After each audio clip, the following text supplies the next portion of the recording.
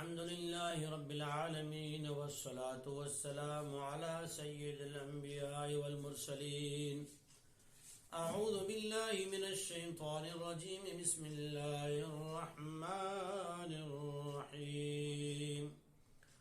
يا بني إسرائيل اذكروا نعمتي التي أنعمت عليكم وأني فضلتكم على العالمين. اے یعقوب علیہ السلام کی اولاد، میری تم پر نعمتوں کو تم یاد کرو کہ میں نے تمہیں ساری انسانیت پر، اگلی سارے امتوں کے لوگوں پر فضیلت دی، اور سارے ہی عالمین کی جتنی امتیں تھی سب میں تم کو بہتری اور ایک مقام دیا. وَاتَّقُوا يَوْمًا لَا تَجْزِي نَفْسٌ عَن نَفْسٍ شَيْئًا، اور ایسے دن سے ڈرو جس دن کوئی جان کسی جان کے بدلے، کوئی انسان کسی انسان کے بدلے میں کام نہ آئے گا. وَلَا يُقْبَلُ مِنْهَا شَفَاعَةٌ وَلَا يُؤْخَذُ مِنْهَا عَدْلٌ وَلَا هُمْ يُنصَرُونَ، اور کسی کافر کی جس نے ایمان قبول نہیں کیا سفارش بھی قبول نہ کی جائے گی، اور اس سے کوئی معاوضہ بھی نہ لیا جائے گا، اور کوئی حامی اور مددگار بھی نہ ہوگا. بنی اسرائیل پر اللہ جل شانہ نے اگلی ساری امتوں میں سب سے زیادہ فضیلتیں دی ہیں اور سب سے زیادہ انعامات فرمائے ہیں، جیسا کہ سورہ دخان میں آیت نمبر 32 میں ہے وَلَقَدِ اخْتَرْنَاهُمْ عَلَى الْعَالَمِينَ.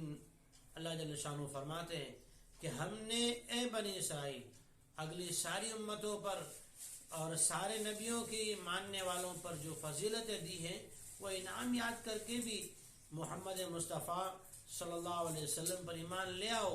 تم تو اہل کتاب ہو، نبی کی اولاد ہو. اسرائیل یعقوب علیہ السلام کا نام ہے.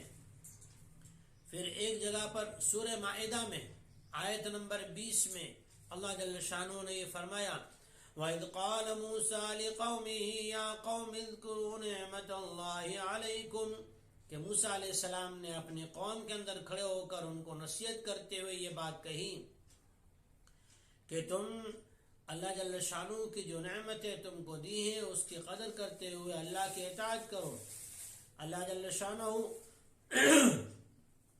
مدینہ کے یہود کو اور آل اسرائیل کو، آل یعقوب کو یہ دعوت دے رہا ہے اِذْ جَعَلَ فِيكُمْ أَنْبِيَاءَ وَجَعَلَكُمْ مُلُوكًا وَآتَاكُمْ مَا لَمْ يُؤْتِ أَحَدًا مِنَ الْعَالَمِينَ، کہ تم اپنی کچھ احسان تو یاد کرو کہ اللہ نے تم پر یہ احسان کیا کہ نبی اور رسول بھی بنی اسرائیل میں بھیجے اور بادشاہ اور ملوک بھی بنی اسرائیل میں بھیجے. علم بھی جتنا بنی اسرائیل کو اللہ کی طرف سے ملا کسی اور کو نہیں ملا. اللہ جل شانہ یہ ساری چیزیں کہنے کے بعد تھوڑا سختی کے ساتھ اور دوسرے لوگوں کو بسنے والی آنے والی امت محمدیہ کو بھی ایک سبق دینے کے لیے، تاکہ دونوں کے لیے سبق ہو جائے. قرآن کلام اللہ ہدایت کی کتاب سب کے لیے ہے، اس لیے اللہ جل شانہ نے بطور تنبیہ کے فرمایا کہ اگر تم دنیا میں نہیں مانتے تو یاد رکھو قیامت کا دن تو آنے ہی والا ہے. لا تجزی نفس عن نفس شیئا، جس دن کوئی کافر کسی کافر کے کام نہیں آئے گا. اس آیت میں جو شفاعت کی منفی کی گئی ہے وہ کافروں کے بارے میں ہے. مومنوں کے بارے میں تو شفاعت قبول ہوگی اور اس کے مراتب ہے، انشاءاللہ وہ بھی آپ کے سامنے آئیں گے.